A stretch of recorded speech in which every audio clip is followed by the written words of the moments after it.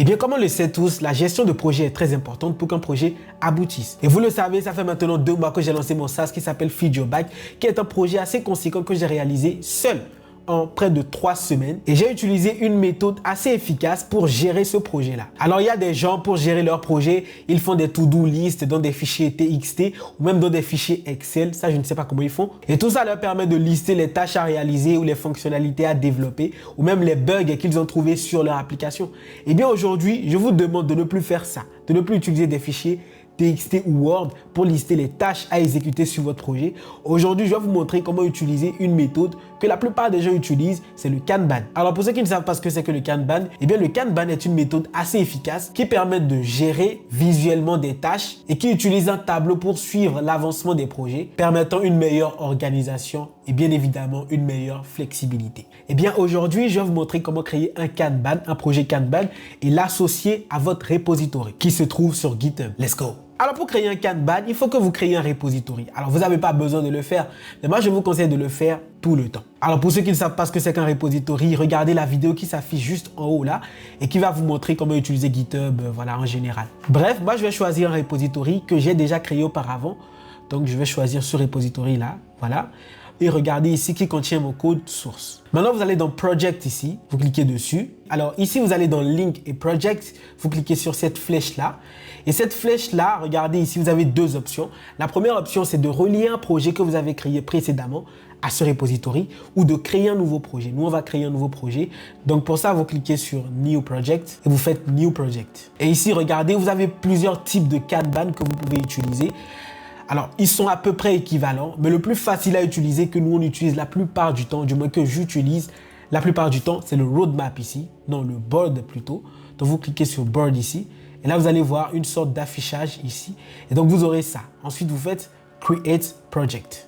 Et voilà. Alors, comment ça marche? Vous avez 3 catégories, du moins 3 statuts que les tâches que vous allez réaliser auront. Nous avons premièrement le statut To Do, c'est toutes les tâches à réaliser. Nous avons In Progress qui va représenter les tâches qui sont déjà en cours et Done, les tâches qui ont été déjà faites. Alors, comment créer une tâche? Pour créer une tâche, vous allez dans To Do ici et vous cliquez sur Add Item. Ensuite, vous cliquez sur ce bouton plus là et vous cliquez sur Create New Issue. Alors, un issue, je ne sais pas s'il faut le dire comme ça, est juste un élément qui représente un problème, une tâche, une amélioration ou une fonctionnalité à implémenter. Donc, la plupart du temps, ils sont utilisés pour suivre un travail à réaliser. Donc, vous faites Create New Issue. Donc, vous aurez ça. Et ici, vous allez donner le titre de ce issue-là. Alors, moi, j'appelle ça des fiches. Donc, par exemple, imaginons que dans votre SaaS, vous devez intégrer l'API Stripe qui permet de facturer les clients sur votre site.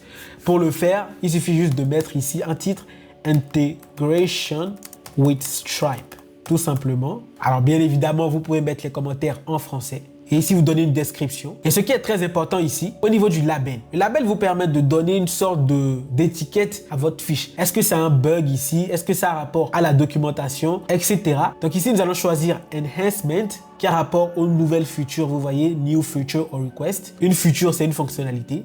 Et vous allez pouvoir attribuer cette fiche à quelqu'un. Alors, si vous êtes le seul sur ce projet, bien évidemment, vous aurez vous seul ici. Donc, vous choisissez. Vous choisissez. Et voilà. Et vous faites Create. Donc, regardez, vous avez ça qui est dans To Do. Ensuite, pour afficher plus d'informations sur cette fiche, il suffit juste de cliquer sur ça, de cliquer sur Find, qui veut dire champ, et de sélectionner les champs que vous voulez faire apparaître. Voilà, donc je sélectionne tous les champs. Et voilà, donc ici vous allez pouvoir voir directement qu'il s'agit d'une nouvelle feature. Alors vous pouvez créer aussi un autre, je vais donner un test par exemple. Donc regardez, nous avons 2 fiches, une fiche de fonctionnalité, de nouvelles fonctionnalités et une fiche de bug. Maintenant, si moi j'ai déjà commencé à travailler sur une de ces fiches-là, je vais changer son statut en faisant un glisser-déposer. Disons que j'ai commencé à travailler sur ce bug-là, je le mets ici. Donc ça veut dire que cette fiche-là est déjà en cours de traitement. Donc je fais la même chose avec ça, regardez. Donc, ces 2 fiches sont en cours de traitement.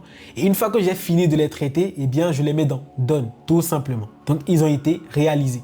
Maintenant, si vous travaillez en équipe et que vous voulez que votre équipe puisse avoir accès au Kanban afin qu'ils puissent savoir, par exemple, quelle fiche leur a été attribuée, pour ça, vous allez juste sur ces 3 points-là, en haut. Vous allez dans Settings, vous allez dans Manage Access. Et là, vous allez pouvoir rechercher un collaborateur. Donc, la personne vous donnera son identifiant GitHub. Vous allez le rechercher ici et vous allez juste l'ajouter ici.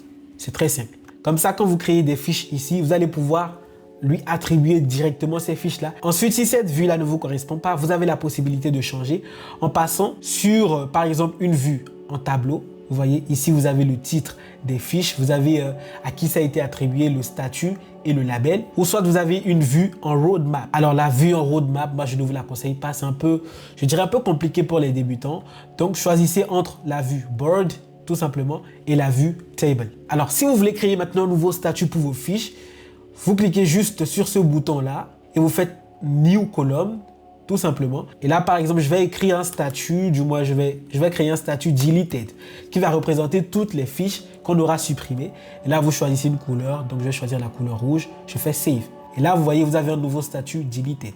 Ce qui fait que quand vous avez une fiche que vous voulez supprimer, au lieu de le supprimer manuellement, vous le mettez juste ici dans deleted. Comme ça, vous allez pouvoir garder une trace de ce que vous faites à chaque fois. Et donc, pour traiter cette fiche, il suffit juste que la personne clique ici. Donc, vous avez le titre, la description, afin qu'il puisse comprendre ce qu'il y a à faire. Et si par exemple, il lui manque une information, il peut mettre un commentaire ici et celui qui a créé la fiche pourra le voir et pourra lui répondre. Et donc, vous l'aurez compris, il est très important de mettre en place un Kanban parce que ça vous permet d'avoir une vue d'ensemble sur ce que vous devez réaliser. Par exemple, là, on voit clairement les tâches qui sont déjà réalisées. Alors là, il y a 0 tâche, donc je mets ça ici, voilà. On voit qu'il y a une tâche réalisée, qu'il y a 2 tâches qui sont en cours de réalisation et il y a 3 tâches qui ne sont pas encore réalisées.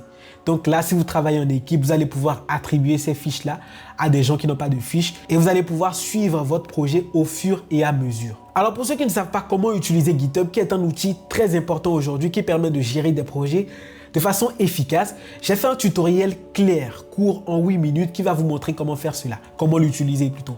Regardez cette vidéo qui s'affiche là.